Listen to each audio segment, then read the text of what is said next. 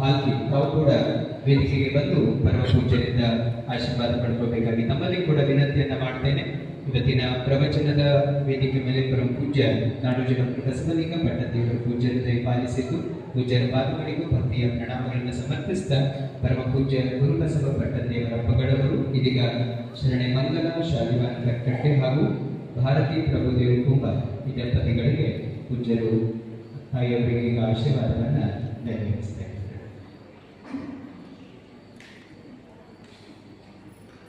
ಓಂ ಶ್ರೀ ಗುರು ಬಸವಲಿಂಗಾಯ ನಮಃ.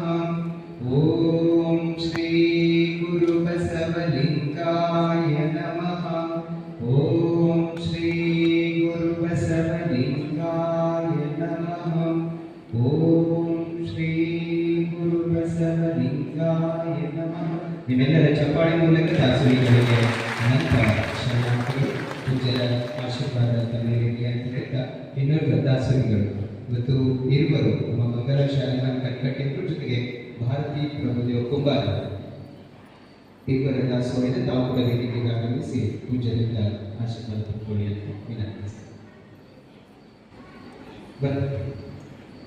ಓಂ ಶ್ರೀ ಗುರು ಬಸವಲಿಂಗಾಯ ನಮಃ. ಓಂ ಶ್ರೀ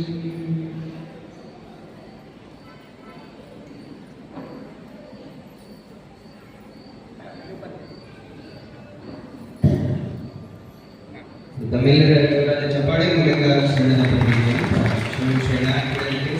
ನಾಳೆ ಸರಿಯಾದ ಸಮಯಕ್ಕೆ ಮತ್ತೆ ಪ್ರವಚನ ಆರಂಭ ಆಗುತ್ತೆ. ತಾವೆಲ್ಲ ಕೇಳಿದ್ದು ಬನ್ನಿ ಅಂತ ಹೇಳ್ತಾ ಇದೀಗ ಇವತ್ತಿನ ಪ್ರವಚನ ಮಂಗಲಗುರುತಿನ ಜನರಿಗೆ ಕೆಳಗಡೆ ಪ್ರಸಾದ. ಜಯ ಗುರು ಬಸವಣ್ಣ.